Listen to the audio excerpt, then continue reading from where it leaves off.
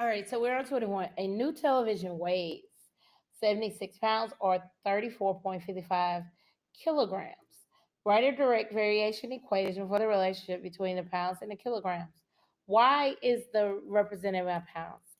X represents kilograms. So it's telling you that this is Y, this is X, and we're dealing with direct variation. So Y equals MX. Find the number of kilograms and 57 pounds. Before we can find that, we have to write our equation. So X is the 76. Y is the 76. I'm sorry. X is the 34.55. And then we're going to put M. So 34.55 is the coefficient. So I'm going to have to divide both sides by the coefficient.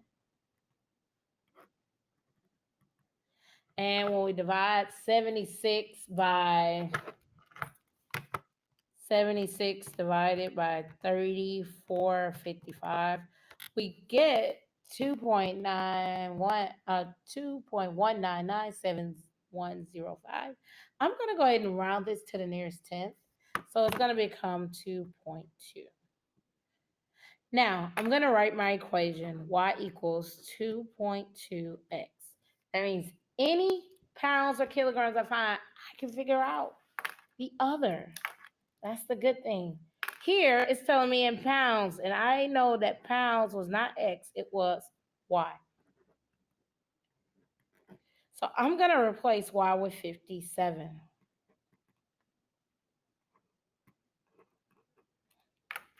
Now, to find out the kilograms, I'm going to have to divide both sides by 2.2. So 57 divided by 2.2. It's going to give me a long drawn out number again. I'm going to do the same thing. This doesn't round up. 0 cannot round up your 9, so it's going to stay a 9. So it's going to say 225.9 kilograms. So the number of kilograms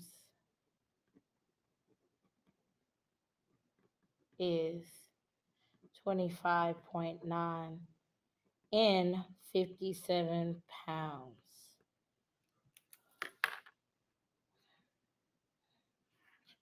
All right. So we're going to go to number 22. 22. You're still doing a direct variation, except it's telling you what Y and X is. So we are going to replace our Y equals MX with our X and Y they have, 42 and 6. M. Divide both sides by 6. M is equal to 7. So our equation is really Y equals 7X. Now, X here, it's going to be 5. So I'm going to replace X with 5.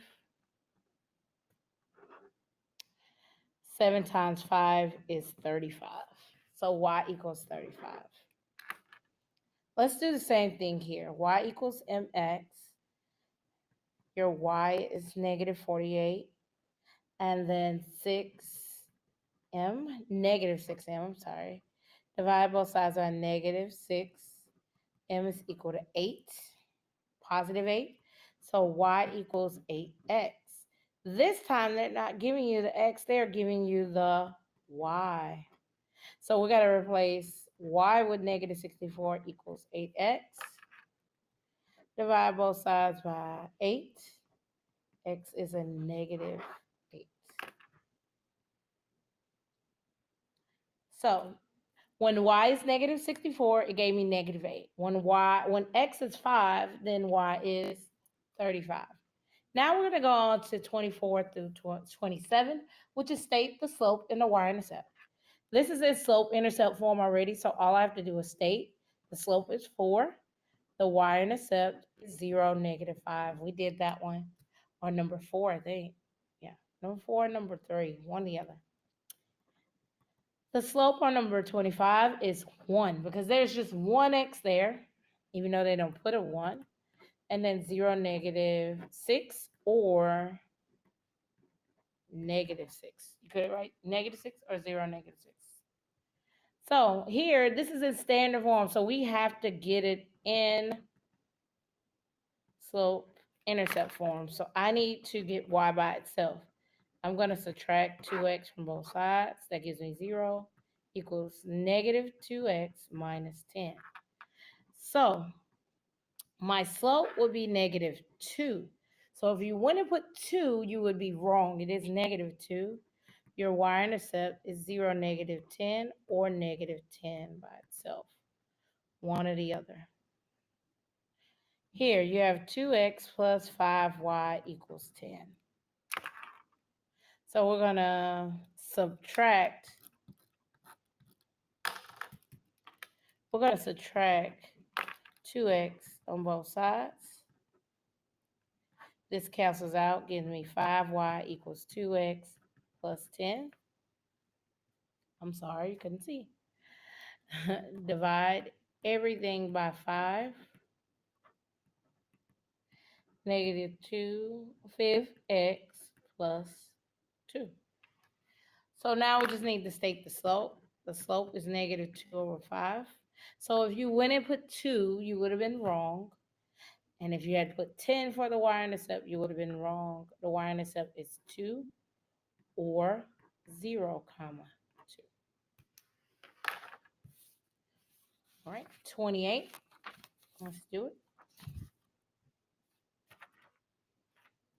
28, we are just writing our equation. It tells us the slope. Y equals negative 2/5 x minus 4.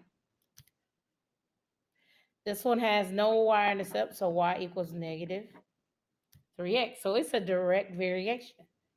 And then finally, this one has no slope, so y is just equal to negative 8. Write an equation for the line. Well, I first know that the y-intercept is negative 2 because that's where it crosses at negative 2. And we're going to use rise over run to find the slope.